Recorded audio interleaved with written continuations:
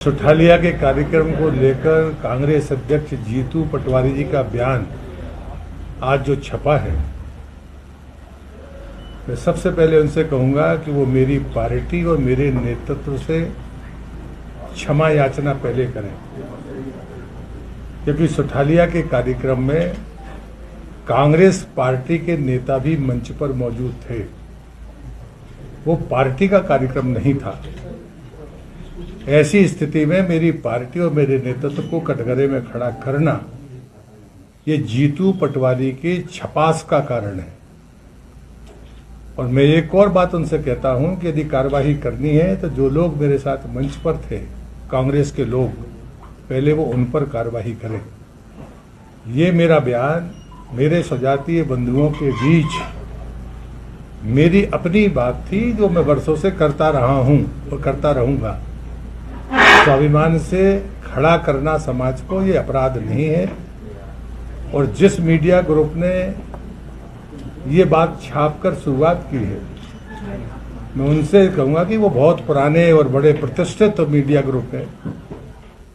ये जो दुराग्रह है, इस दुराग्रह को आज नहीं कल सामने चीजें आएंगी।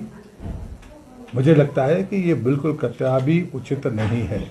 इसलिए मैं फिर रिपीट कर रहा हूं, जीतू पटवारी जी को, जिनने बिना सोचे समझे जिस प्रकार से हमारे नेतृत्व और पार्टी पर हमला किया है, वो क्षमा याचना करें। अगर उनको विरोध करना है तो वो प्रहलाद पटेल का विरोध कर सकते हैं। आदरणीय देश के प्रधान सेवक, देश के प्रधानमंत्री नरेंद्र मोदी जी, आदरणीय जेपी नड्डा जी, आदरणीय मुख्यमंत्री जी मोहन यादव साहब और आदरणीय भारतीय जनता पार्टी के प्रदेश अध्यक्ष जी, एक मंत्री ने जनता को कहा कि आप भिखमंगे हो। प्रहलाद पटेल जी ने वक्तव्य दिया और ये कहा कि जनता भीख मांगती है। जनता अपने हकों की लड़ाई अगर सरकार से नहीं लड़े, मंत्रियों से नहीं लड़े, जनप्रतिनिधियों से नहीं लड़े, अपनी समस्याओं को लेकर जनता सरकार के नुमाइंदों के पास नहीं जाए, जनप्रतिनिधियों के पास नहीं जाए, तो किसके पास जाए? और जब जनता से आप वोट मांगते हो, झोली फैला फैला के वो भीख है, या जनता अपना अधिकार मांगती है वो भीख है? मैं मानता हूं कि भारतीय जनता पार्टी पूरी मध्य प्रदेश इकाई, उसने मध्य प्रदेश की जनता को कहा है कि आप भिखारी हो क्योंकि आप आपका हक मांग रहे हो। ये केवल प्रहलाद पटेल नहीं बोले, ये भारतीय जनता पार्टी पूरी पार्टी का उनके वक्तव्य के पीछे सोच है। और अगर ये सोच नहीं है तो फिर प्रहलाद पटेल का आप इस्तीफा लेना चाहिए। अगर देश के प्रधानमंत्री इतने संवेदनशील है, अभी सांसद और विधायकों को ट्रेनिंग देके गए, लोक व्यवहार सिखा के गए, जनता के सामने कैसे प्रस्तुत होना है इस बात को कह के गए, तो क्या ये ट्रेनिंग देके गए प्रधानमंत्री कि जनता को आप भिखारी कहो?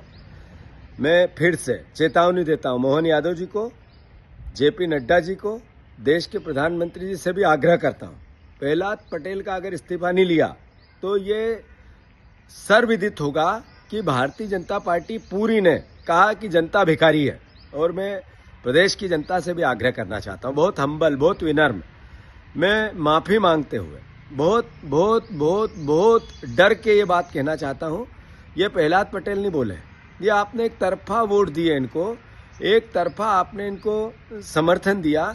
ये जो मुद्दों पे आपने वोट नहीं दिया, सिर्फ नफरत और घृणा और पोलराइजेशन पे वोट दिया, उसका चरित्र बोल रहा है। मैं मध्य प्रदेश की जनता से आग्रह करता हूं, अरे आपकी बेटियों को उन्होंने 3,000 देने का बोला था, दिया नहीं। अगर वो बात होती है तो ये उनको भिखारी कहते हैं। आप किसान भाइयों को मैं कहना चाहता हूं कि 2700 और 3100 के दाम मांगते हैं। इनने जब घोषणा पत्र किया था तो ये सबको भिखारी कहते हैं। 450 के गैस सिलेंडर गरीबों को कहना चाहता हूं, आपको बोला था, नहीं दिया। अगर आप महंगाई की बात करते तो आपको भिखारी कहना चाहते हैं। ये 6,000 का सोयाबीन का दाम हो, या 2.5 लाख नौकरियों की बात हो, या लोक व्यवहार संसाधन जो रोजमर्रा की जिंदगी में आम परिवार को महंगाई से जूझ, कोई आवाज उठाए, वो चाहे स्वास्थ्य की हो, चाहे शिक्षा की हो, चाहे प्रशासन किसी भी प्रकार के अन्याय के खिलाफ हो, तो उनको ये भिखमंगा कहते हैं।